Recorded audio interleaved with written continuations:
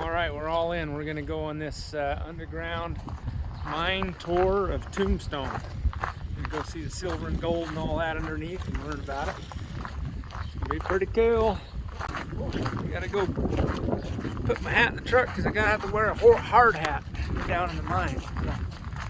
All right, they're getting ready to signal the start of the tour.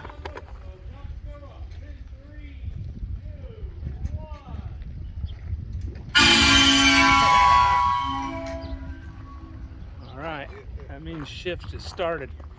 Get digging. All right, we're getting ready to do the mine. This is obviously a fake mine, but anyway, it's pretty cool. We're getting ready to go into the mine right here. It's pretty sweet. Time to take the sunglasses off.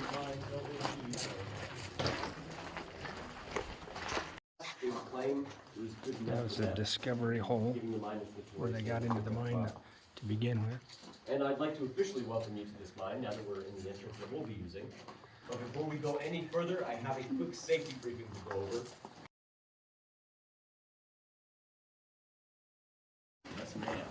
All right, here we go. Yeah, like I said, I'll stick to giving Got an awesome tour guide, by the way. Super funny and super informational, huh? Check that out. Oh boy, here we go. To put it in go. perspective for you guys, the tallest miner down here in the 1800s was 5'6". So some of us might be ducking more than others. You should have told me that before I applied. And then these are the learning rocks. If you don't duck, you learn why. When you're coming up, you feel all 60. It's crazy. Oh, yes, I've got one more tour behind my belt today. And that's because I was lucky enough to skip out on the first two. I gave them to Austin because I'm that good. I appreciate it. That is true. In fact, the only reason I didn't have as many tours today as I should have is I actually maintained a small injury. This little area we came down with these stairs is called an incline or decline slope, of course, depending on which way you're traveling, which led us into this area we're in now. Some people call tunnels, but miners would call them drifts. And in these drifts, we have walls on our left and right-hand sides. To me, that was fine. To you guys, that was backwards. So. But these walls, we call them the ribs of the mine. And above us, we thankfully still have our ceiling here. We call this the back of the mine. And in these drifts, like what we're in now, they will lead to rooms, big or small. We call those stopes. And if you get that mixed up with slope, no worries. I did that my first day. It's a little more embarrassing when you work for a mining company. So if you wouldn't mind following me down here now that we know all that, I want to point out this very famous drift up here on my top left-hand side.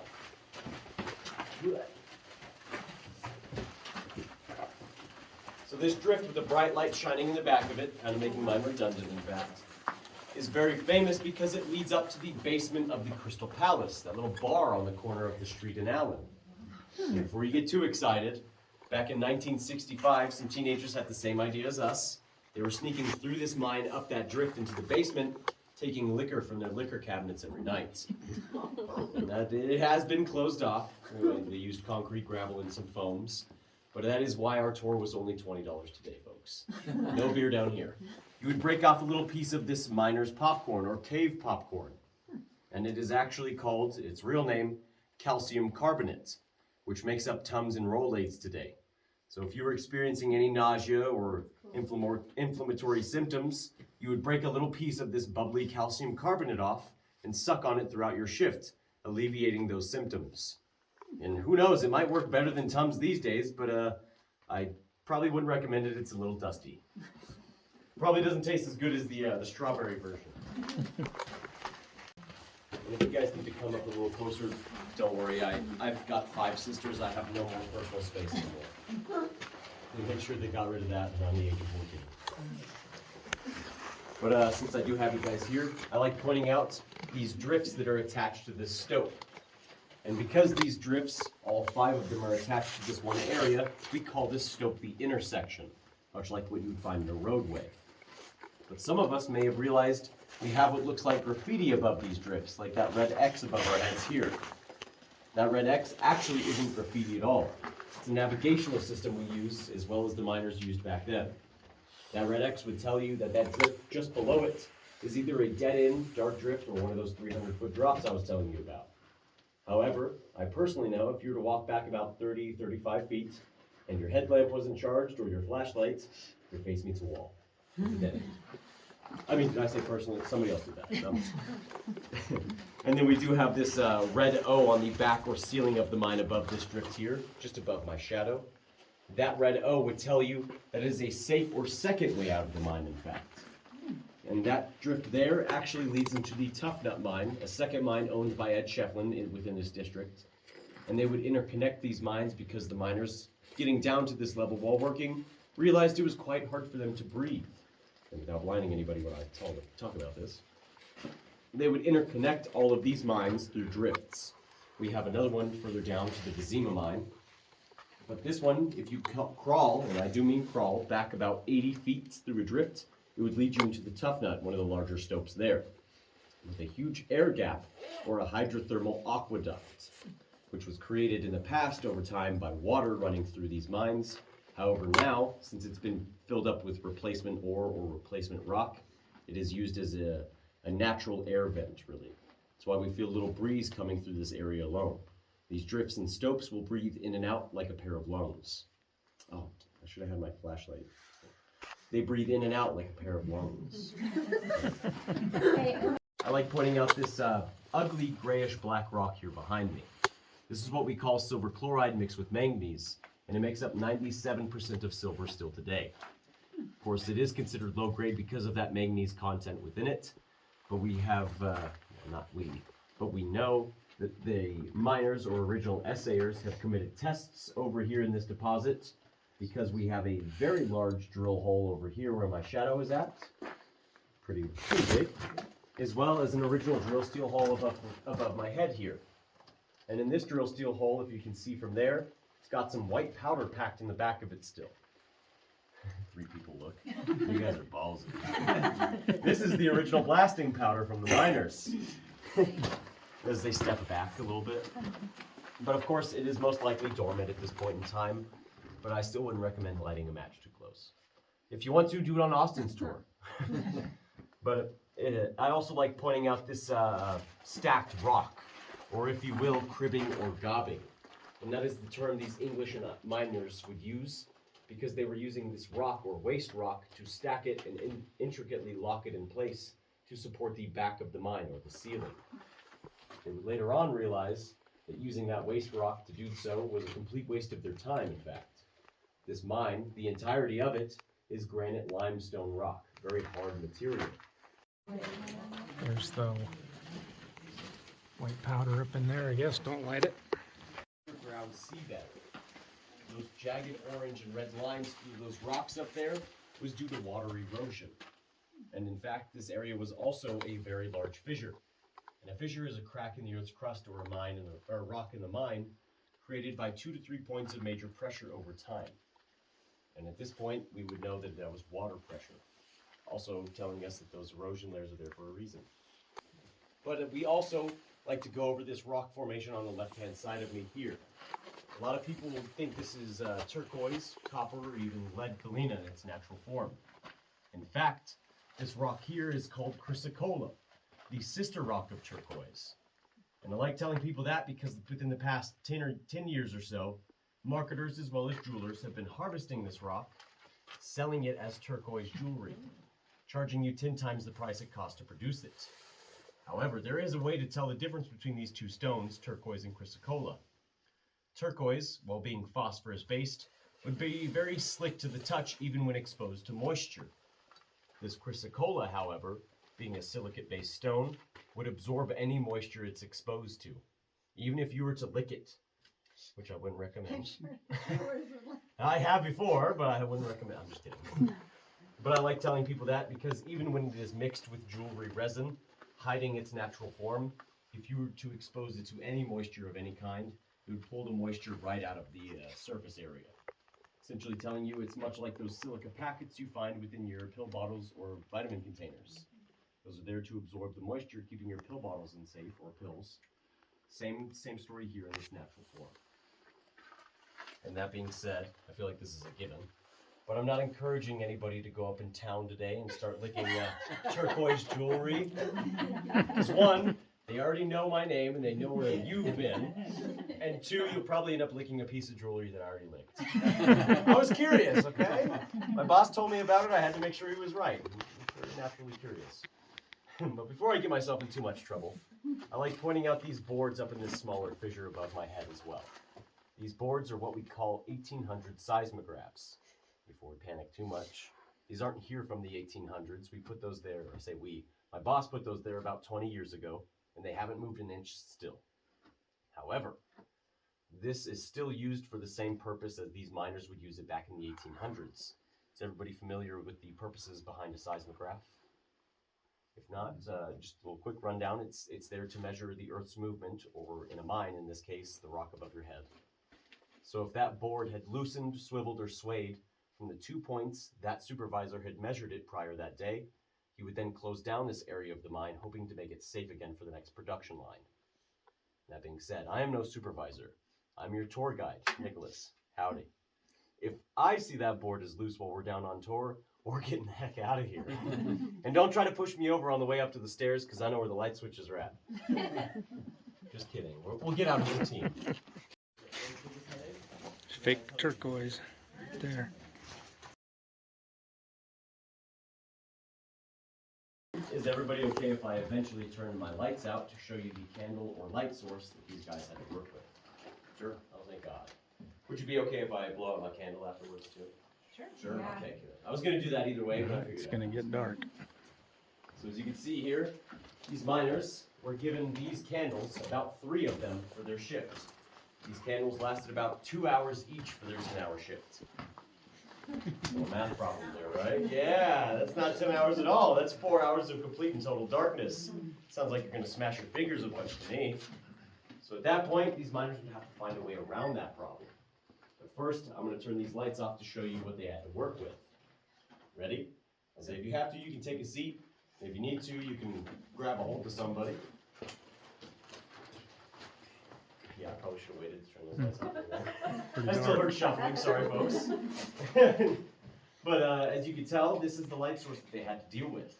I can barely see you guys on the bench over there. Well, maybe my sight, but I don't know. But at that point, these miners, or drillers, as you can tell, were in charge of putting in 22 total drill steel holes in an area about this big above our heads above that drift there. That oval eyeball shape where my flashlight's at. That's all the work one miner would get done in that 10-hour shift. And I wanted to bring that up to you because this is important. I think it might answer your question a little bit. So these miners would be in charge of, like I said, putting 22 drill steel holes in an area that big. However, that process took a little longer than what their candles had light for. So once they continued drilling, and they would meet that halfway point, about 10 to 11 drill steel holes total, they would have to blow out their candle light to preserve its, blow out the candle to preserve its light. Maybe. So, if you were to put your hand in front of your face right now, you're not going to see any of it. This is, I'm convinced, as darkness gets. And now that you've gotten a little feel for that and aren't completely terrified, I'll switch my lights on now. Because we prefer in 2023, much nicer. But as you can tell, these miners weren't getting a whole lot done with this way of mining. This was called single jacking. They would eventually devise a new way of mining called double jacking. Wow, really creative, right? Of course, that involved these miners, 2 of them in fact, with their 3 candles each, giving them 6 total, 12 hours of light for their 10-hour shift. Perfect. They were also given a 40-pound drill bar, like this one here, as well as an 8-pound sledgehammer. And the guy in charge of this bar would typically have it positioned above his head, chisel point first into the rock, while his buddy hit this button end here. However, as you can tell, it was quite dark down here sometimes. And if you could imagine, it was probably quite loud as well with all the tinging and banging on rocks and metal. So you couldn't verbally tell your partner you were tired of holding this bar. It just wouldn't work. So in order to do so, they would make the end piece here, or the button, reflective, typically using polished tin or nickel. allowing that candlelight to reflect off of it consistently throughout their shift. So if that candle was lit anywhere within the stope here, the end piece of this bar would be reflective, very bright, almost as bright as an ember. So the guy in charge of this bar, while having it positioned here, if he ever got tired, he would then throw it on his shoulder, taking his free hand and turning up the light, just like that. Her reaction. Perfect. Because that's what I did my first time hearing that kind of crap. Yeah, no thanks. As you can tell, yeah, kind of had to trust your partner with that new way of mining a little bit. And I'm almost certain that's where they got the term minor surgery from. But don't worry, the jokes get better the further down we go.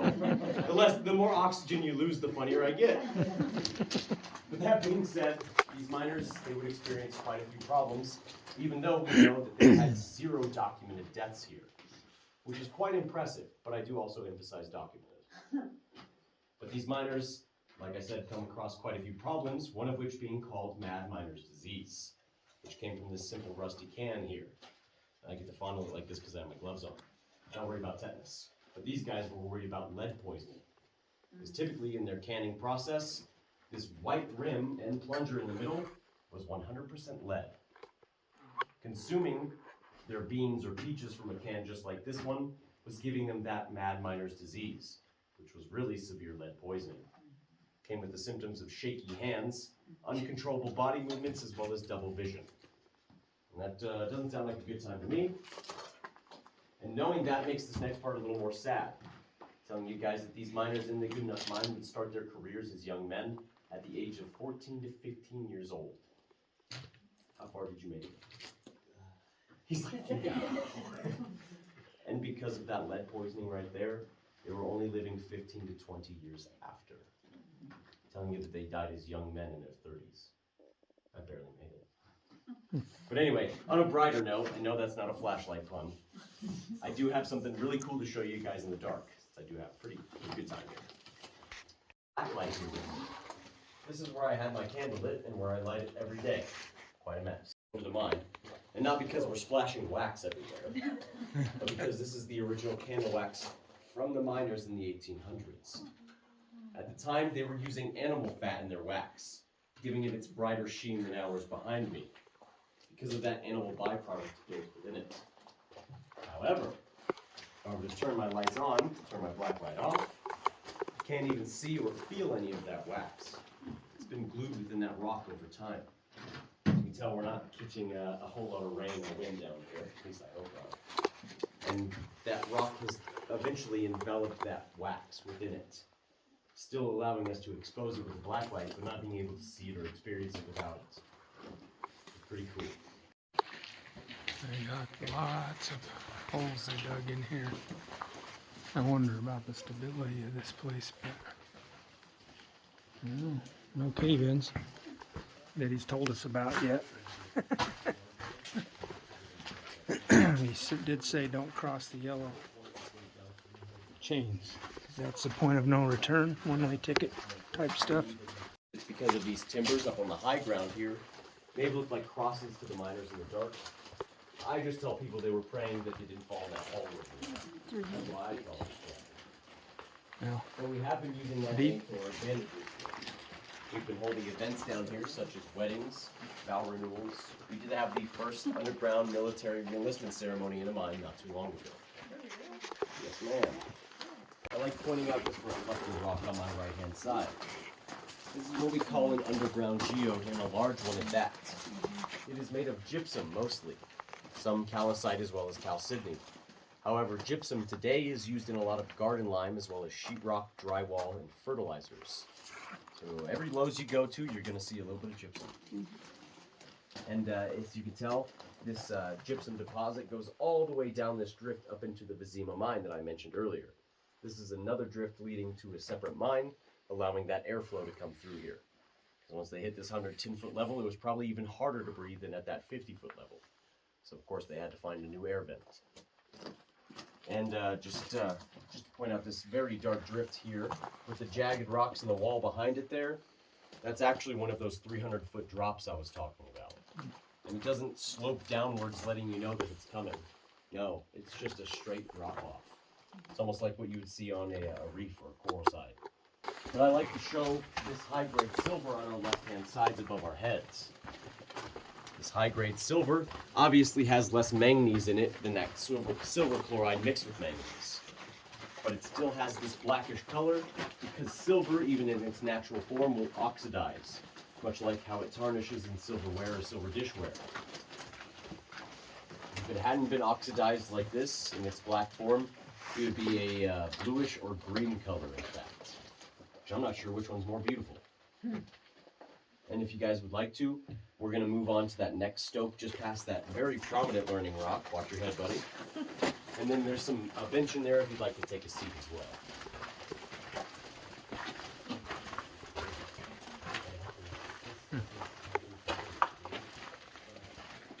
These miners in this mine would typically, or in any other silver mine, find a silver vein at the max wideness or weight of 5 feet, maybe even 10 feet max. Down here in the Good Enough mine, the largest silver vein that they found was 58 feet wide. Wow. They pulled about $2.2 billion of silver out of this mine alone in that day's currency. Today's currency, that's about 1.9 trillion. Oh my God. But that does actually bring me to this little segment that I like to go over before we head up on top. Ooh, okay, good. Which is, of course, what we did with the silver that we found down here. The process in which we extracted it, as well as what we did with it afterwards. So that being said, I may have mentioned a couple of these miners had a certain job called mucking. And if not, these muckers, their one job was carrying up 100 to 70-pound burlap sacks of ore out of the mine. They didn't have the stairs we did then either. So they were climbing up some pretty steep drifts. So at that point, once they hit the top level, they would then load those bags of ore on the backs of mules or even in wagons to have it shipped about 10 miles away to the Charleston on the San Pedro River. At that point, they had a couple mills there as well that they used for processing. One of these mills was called a rock crusher. And a rock crusher was this huge steam-powered machine that would take these big pieces of ore like that big behind me and break them up in their teeth and arms to a hand-sized piece shaped like this here.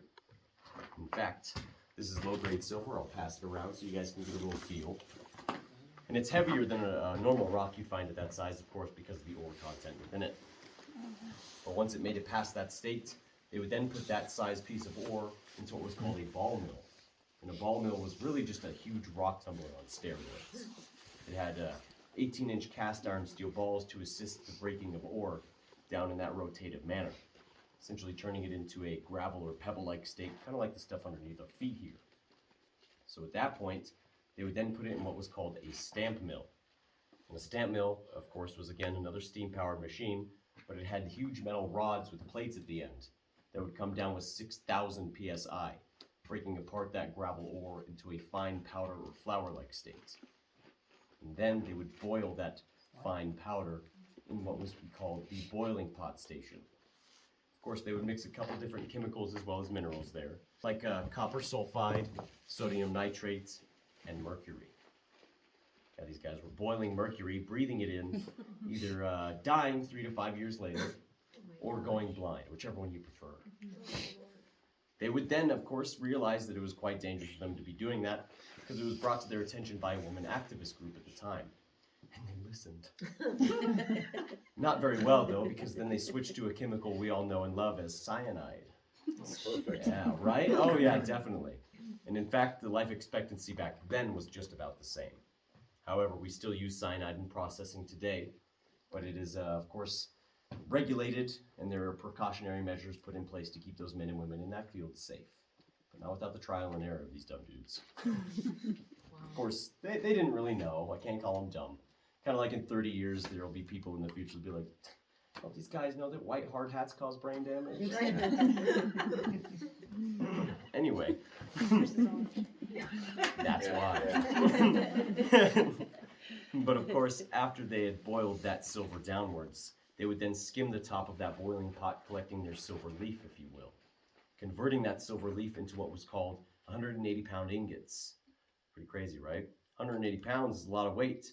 Not a lot of people were throwing that on their back and getting very far on foot. And if you put it on one side of a horse, the pony's going to lean over and lay down on you, so you're not making very far that way. These ingots had to be loaded on special train cars to be shipped out from Fairbanks, Arizona, all the way to New Orleans, Louisiana, closest currency reserve, where then they were, of course, converted into currency, more commonly known as the Morgan silver dollar. And if you can find a Morgan silver dollar with a date of 1880 or 1882 on it, and an O mint stamp on the back below the talons of the eagle, you would know the silver within that coin came from the Goodenough mine alone. And if it didn't make it into regulation, excuse me, it'd be worth about 28 grand today. So yeah, I'd start coin hunting when I got home. But of course, everything after that would be a mixture of the Comstock, a silver mine within Nevada, as well as the silver mines surrounding that territory as well. But it'd still be cool to have a chunk of history like that.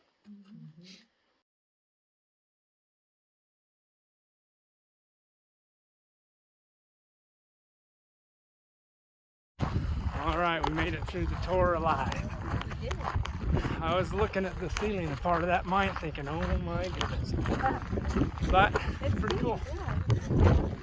But it's granite and whatever, so. Yeah, limestone layers and whatever else. It was neat.